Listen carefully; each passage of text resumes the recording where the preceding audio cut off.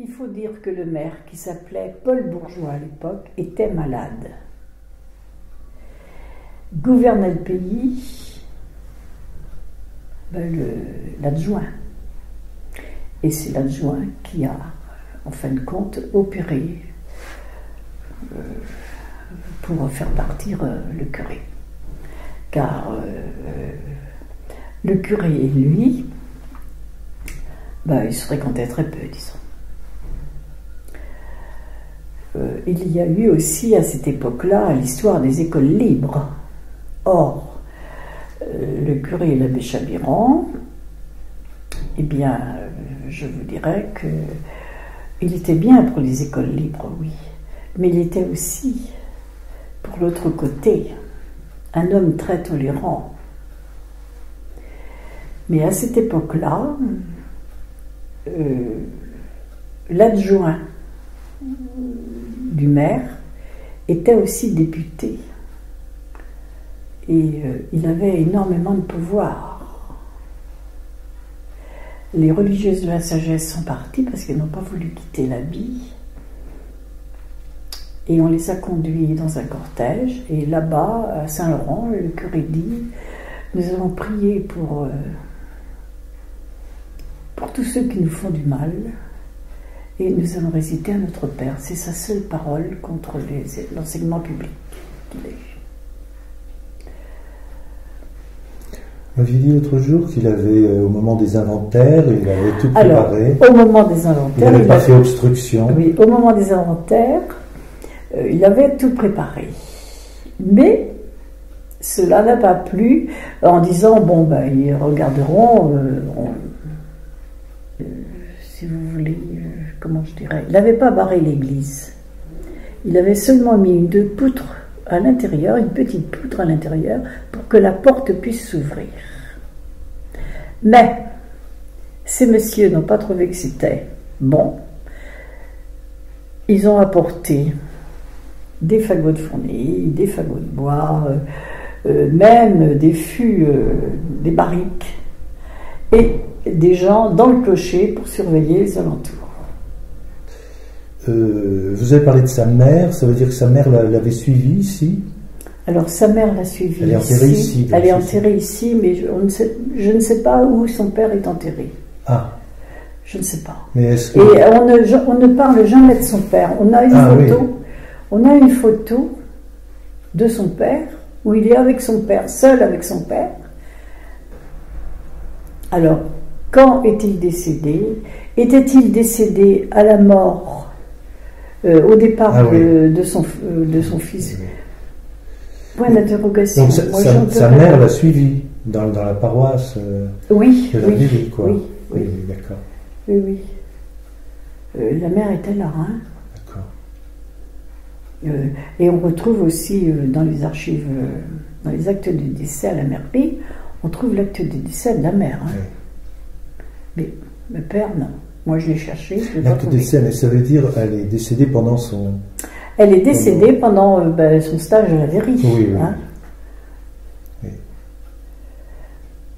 Il est resté combien de temps à la Véry? 20 ans. 20 ans. Ah oui, c'est pas rien. Alors, à la suite de ce départ, la Véry s'est coupée en deux, s'est scindée en deux. Et cela a duré très très longtemps. Il y avait, si vous voulez, les blancs et les rouges. Et ceux qui étaient... Il y a eu aussi des élections. Et c'est disons, le Parti républicain qui est passé. Ah, c'est pas vrai. Si. Et comment je vous dirais ça? Et le maire du pays républicain, eh bien, a dirigé la Véry tout pendant la guerre de 1914-18. Il a fait plusieurs mandats. Et plus que ça, les fermiers qui ne montraient pas qu'ils étaient d'accord avec leur propriétaire pour cette affaire-là avaient la porte. Et plusieurs fermiers ont dû quitter leur ferme à la Véry parce que fermier de monsieur Attel, contre le curé. Et pendant longtemps, eh bien, le soir, des groupes un peu énervés allaient faire du charivari à la porte de ces gens-là qui avaient envoyé le curé.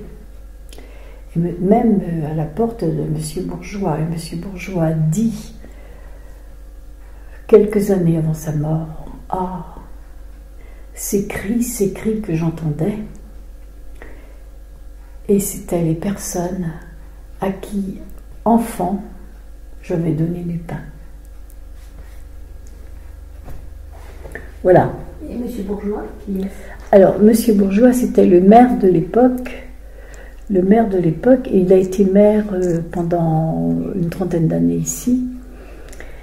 Il était aussi député et président du Conseil général. En quelle année ça? Alors, M. Bourgeois a été maire de 1859, eh bien, jusqu'au départ de l'abbé Chabiran en 1906, puisqu'il y a eu des élections. Mais malade les dernières années, ce n'est pas lui qui dirigeait le pays. Hein? Ah oui, si vous voulez, le pays a été dirigé non pas par la droite, mais par la gauche après. Il y avait un curé, le curé Léoté. Et à son arrivée, les gens tellement montés sonnaient le glas. On sonnait le glas. Les personnes qui sont allées le recevoir, eh bien, c'était les personnes qui avaient envoyé le curé Chabiran. Les autres ne se sont pas déplacés. Et le sonneur de cloche étant de l'autre côté, il a sonné un glas. Bon. Et ça s'est apaisé ensuite? Alors, celui qui a apaisé les choses, c'est Henri-Victor Mallard. Après, qui a été maire pendant 30 ans, qui vit encore, et c'est lui, avec beaucoup de diplomatie, qui a apaisé les choses. Aujourd'hui, non. Et si on en parle à certains vicaires, de cette affaire-là, parce que des écrits ensuite ont été faits par le curé Léoté. Donc au presbytère, on n'a pas la véritable version. On a une version en faveur des personnes qui l'ont envoyé.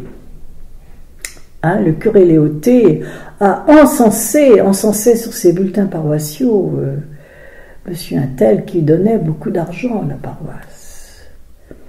Mais la véritable histoire, la vérité, ce sont des vieilles personnes qui me l'ont raconté et qui ont assisté à tous ces événements, la vérité, si vous voulez. Et particulièrement, j'ai appris énormément de choses pendant les entr'actes de la Passion. On jouait la Passion et il y avait un entr'acte qui durait une demi-heure, 3/4 d'heure. Et là, vous aviez tous les âges qui étaient là. Et je me suis trouvée un jour avec un monsieur qui s'appelle Fernand Michaud. Nous nous chauffions près du poêle en prenant un café, et c'est là qu'il m'a tout raconté. Et lui aussi il me l'a raconté avec beaucoup de vérité et une certaine émotion. Donc je n'invente pas ce que je dis.